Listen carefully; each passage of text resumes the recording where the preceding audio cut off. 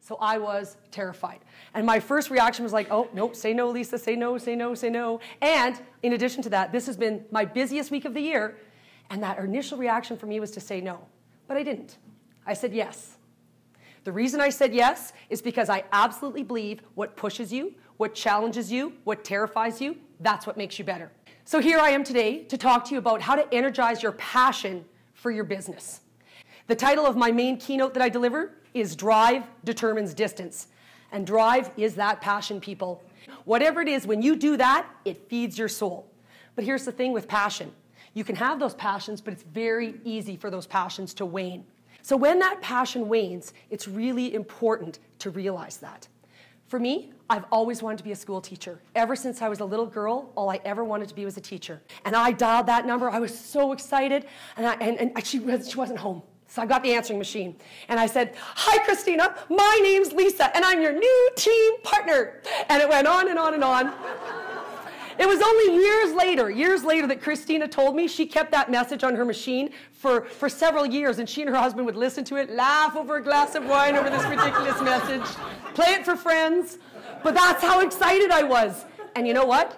6 months later, I'm the one going to Christina. "Are you kidding me? We've got another staff meeting. What? They want me to be on what committee? How much paperwork do I have to fill out?" Now, that didn't mean I wasn't passionate about teaching, but that passion starts to wane over time. So when that passion wanes for you, either personally or professionally, we need to put ourselves in situations to be inspired. And once you're inspired, now it's time to hit the floor running. Now you need to go, and you need to go the extra mile. So I went out there, my front nine, I was very quiet. And you know what? I played terribly because I wasn't me. And on the back nine, I started chatting with my caddy and laughing with my caddy, and we had jokes. Now, the other girls weren't talking to me because they were so busy doing this, but I was me, and I played way better. Be you. I'm not a trick shot artist. And they said, "Lisa, you don't have to be a trick shot artist. This is Entertainer of the Year," and someone saw you and said you were entertaining. I was petrified. But back to what we said at the beginning of my talk, do things that scare you. That's the only, yeah, you might fall flat on your face, but you might be amazing. You never know. So that's what pushes us. So I said yes. I was so surprised. I won. I beat everybody. I know, I got a trophy. I got one of those Happy Gilmore checks. You know those big checks they give on the green? Godfather, you know what? He wasn't as happy as me. He was disgruntled. He said he was the veteran. He thought he should have won. He told several people. And you know what? I found that really hard. It really hurt me. And the newsletter was all about me. He congratulated me for my win, and he said, "You know what?" He said, "I learned something from Lisa. She deserved to win because I watched her. She was so nervous. I can't remember the last time I was nervous."